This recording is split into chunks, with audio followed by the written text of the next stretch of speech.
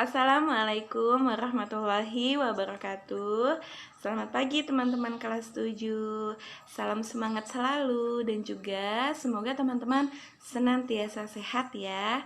Amin. Oke teman-teman, pada pertemuan kali ini Bunda Widya akan membahas tentang kondisi iklim dan kondisi geologi di Indonesia.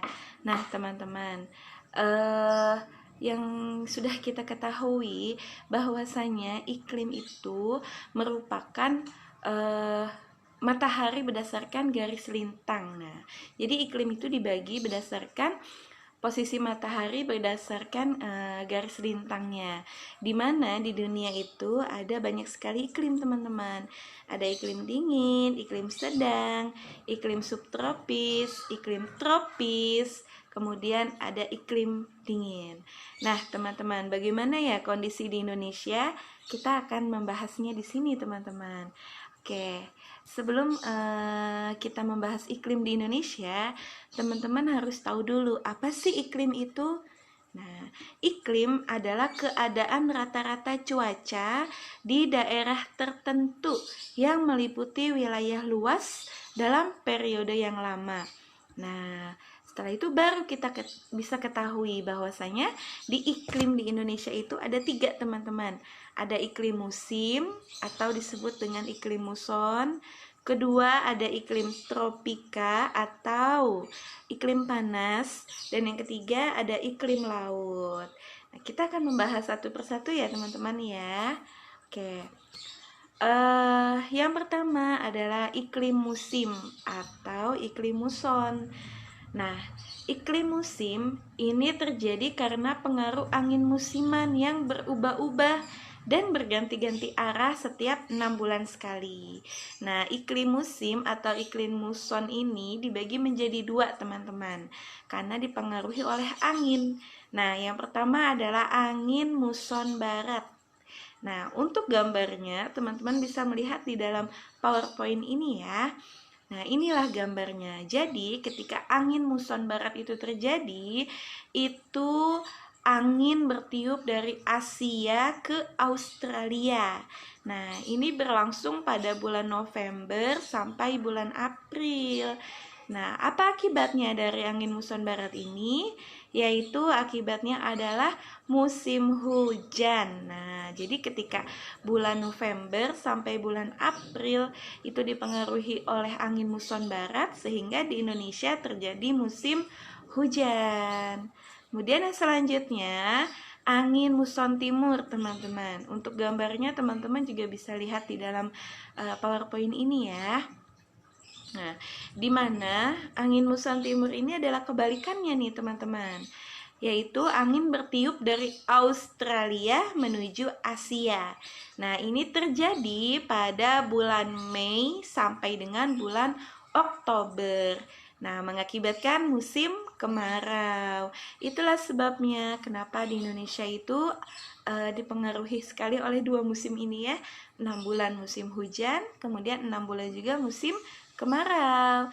Nah, sekarang teman-teman sudah tahu bahwa ini diakibatkan oleh angin muson. Ya, teman-teman ya.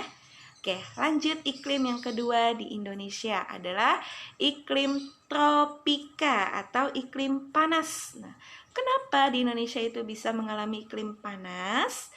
Oke, karena wilayah Indonesia itu berada di sekitar garis khatulistiwa dengan kondisi iklim panas. Kenapa? Karena garis khatulistiwa itu sendiri adalah garis di mana orbit matahari berputar. Wah, berarti Indonesia itu dekat sekali dengan matahari, teman-teman. Itulah mengakibatkan mengapa Indonesia mengalami iklim tropika atau iklim panas.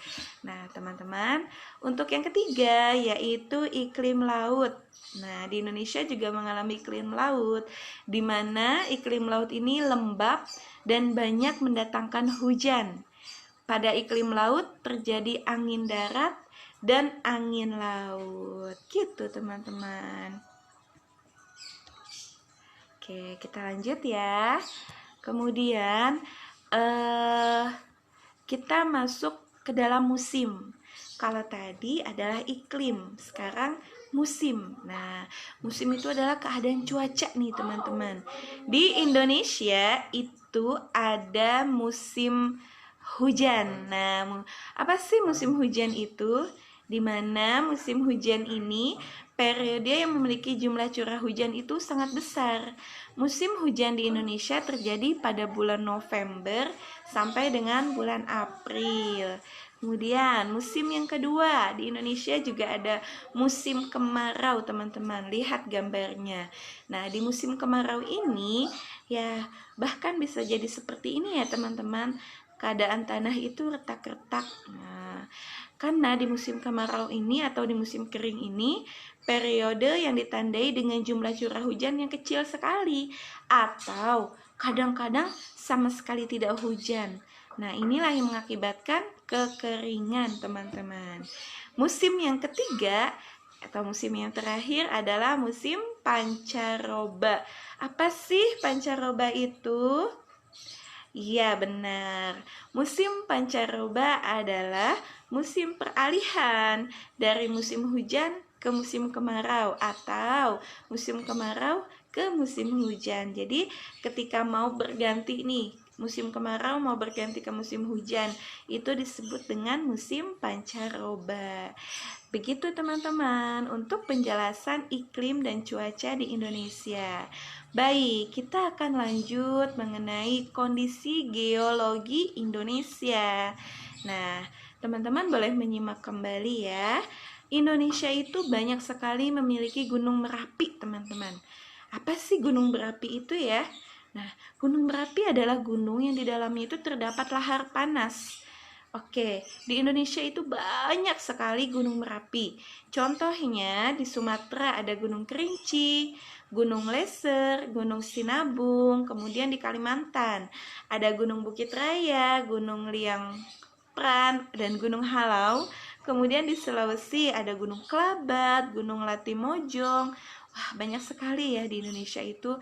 Bahkan teman-teman, kalau teman-teman melihat peta itu titik-titik merah, artinya di peta itu Gunung Merapi biasanya ditandai dengan warna merah ya teman-teman.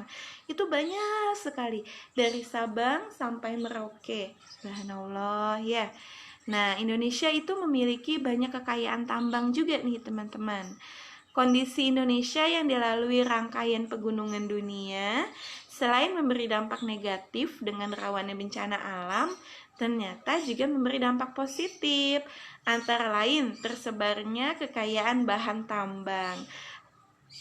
Contohnya seperti minyak bumi, biji logam, batu bara, dan lain-lainnya. Oke, kemudian karena di wilayah Indonesia itu terdapat banyak sekali gunung-gunung berapi nih teman-teman, atau juga pegunungan-pegunungan lainnya. Nah, wilayah Indonesia itu menjadi labil dan banyak sekali terjadi gempa.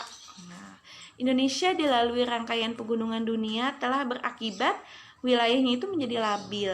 Gempa bumi merupakan peristiwa alam yang berupa getaran, guncangan, atau gerakan gelombang pada kerak bumi yang ditimbulkan oleh tenaga dari dalam. Nah, kemudian terjadi gempa tektonik. Nah, apa sih gempa tektonik? Yaitu gempa yang sungguh sangat berbahaya ya teman-teman ya, karena dapat menghantarkan lapisan kerak bumi sehingga gedung, rumah-rumah itu bisa roboh, jalan-jalan juga bisa retak, kemudian bendungan juga bisa hancur nih teman-teman. Nah, ada kondisi positif juga ada kondisi negatif dari keberadaan pegunungan-pegunungan di Indonesia. Tapi terlepas daripada itu, sebagai bangsa Indonesia kita harus tetap bersyukur dan juga harus tetap menjaga kekayaan alam Indonesia, teman-teman. Baik teman-teman, Bunda rasa cukup penjelasan mengenai iklim dan mengenai geologi Indonesia untuk hari ini.